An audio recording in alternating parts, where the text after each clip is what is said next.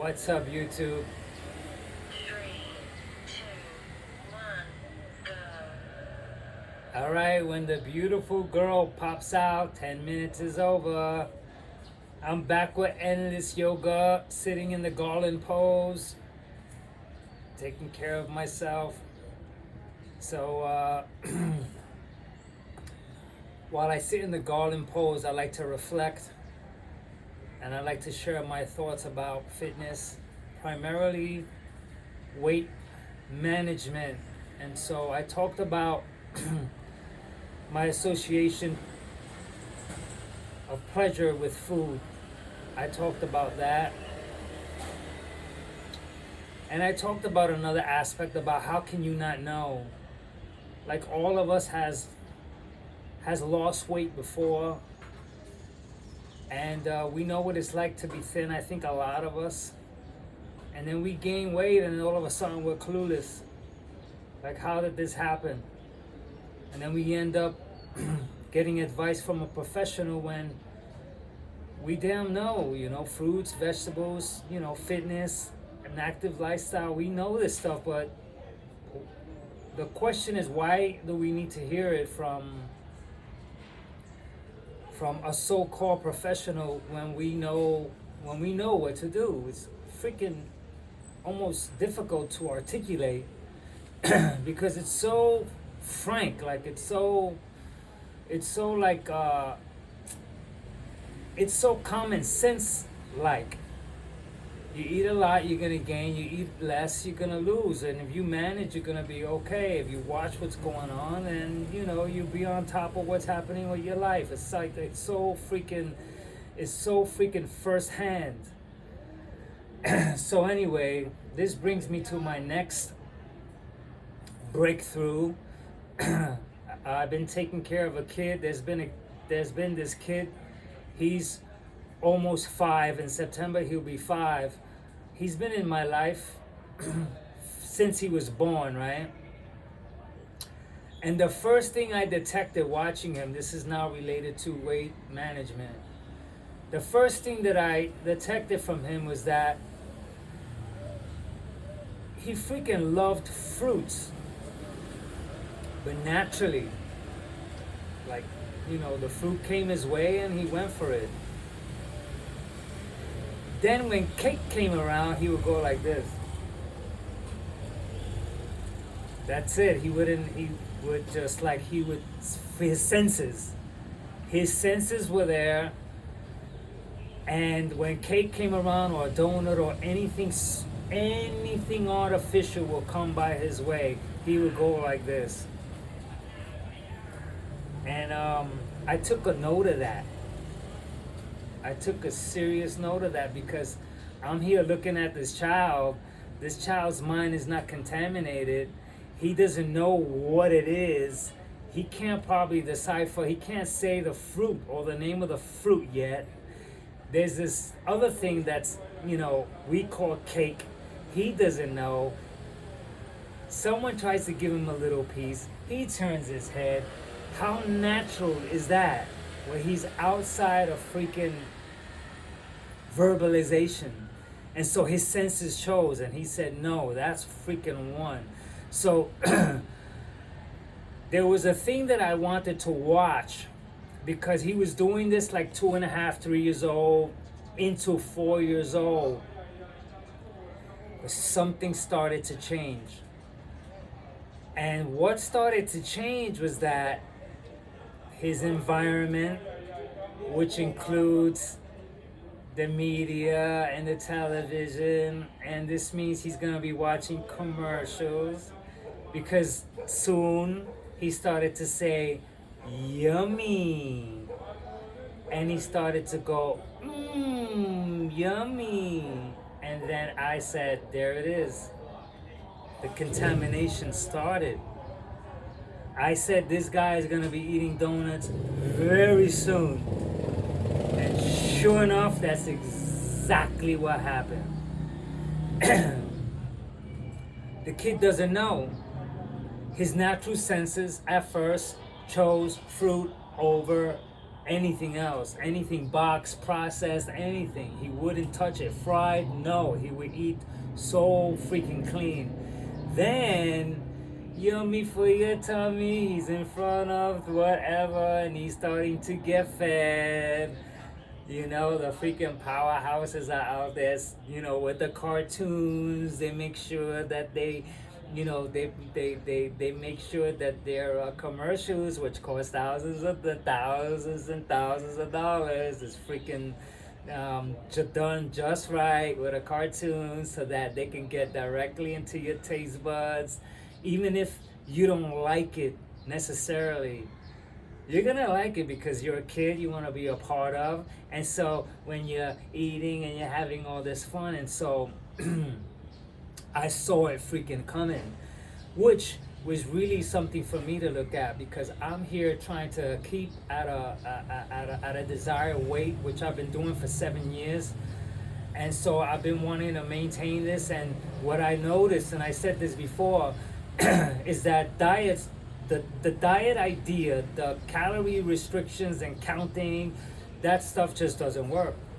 I tried it. I've tried from way back the Atkins diet, the Florida diet, the Mediterranean diet, the Herbalife diet, and I tried so many freaking different 3 days protein, 2 days carb diet. I tried freaking so many different things, and none of them worked, because what happened was that as long as I was associating food with pleasure, as long as I was freaking turning to someone, you know, that ought to know for me, a professional, then I would freaking just stay in that freaking loop, because I see a freaking loop with the fad dies. This one goes, this one comes, and so I had to really take a look, which is why I'm sharing.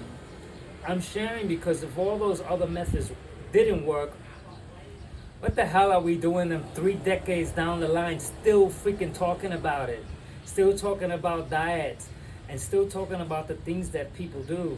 It's like I watched a video yesterday, freaking they were explaining carb energy sources and protein energy sources and fat energy sources, and it's like they're getting way too scientific with everything. It's like, so I learned from the children, I learned from this freaking kid, and so this kid, right? He's still freaking slim, even though he has donuts and he has his things. He's still freaking slim, but he really doesn't really care to eat. And so we named the diet after him.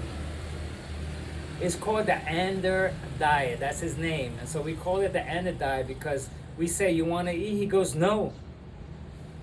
And right before any activity, he goes, "No, no, no, I don't want to eat. I don't want to eat. I don't want to eat." And so, you know, okay, that's one. Of course, us as, you know, the caretakers, we want to make sure the guy eats and everything like that. But I'm looking into it deeper. I'm looking into it as in, he does eat, but he's freaking not hungry. The little that he eats can hold him. And so when he's hungry, he eats. And he looks good. He's slim but really strong.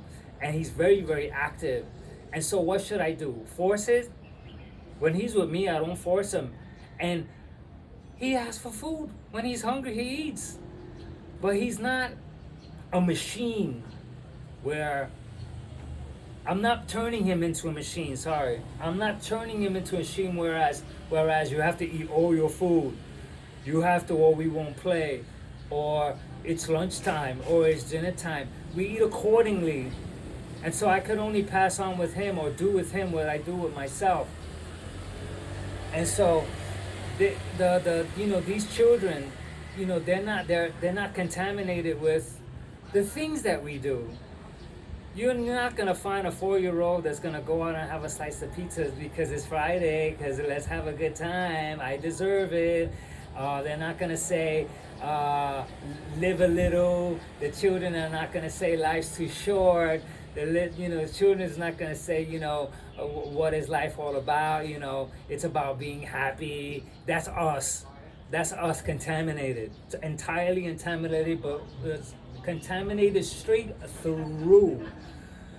And so, how are we doing there, Mr. Sweetie? we're doing freaking good. Okay, this thing gets to my back. And so the freaking and the diet, man. So like, you know what? This guy has me now eating accordingly. I eat a little, and then I see, you know, I'm like, and then I go off and I do the next freaking activity. I'm not freaking stuffing my face before, like before. I haven't done that in 7 years. And so, oh, we're finished. That was really quick. Oh, that was 10 minutes. God damn. So shit. The first message, right? This is about the 4th time I do the garland pose. The first message is that I got away from associating food with pleasure. That's a big one. The second one was to ask myself a question: how can I not know? It's my life. I wake up and go to sleep. I wait. I have how many 24 hours with myself, and I don't know. And then the third is to observe children. You know, they're not all the same.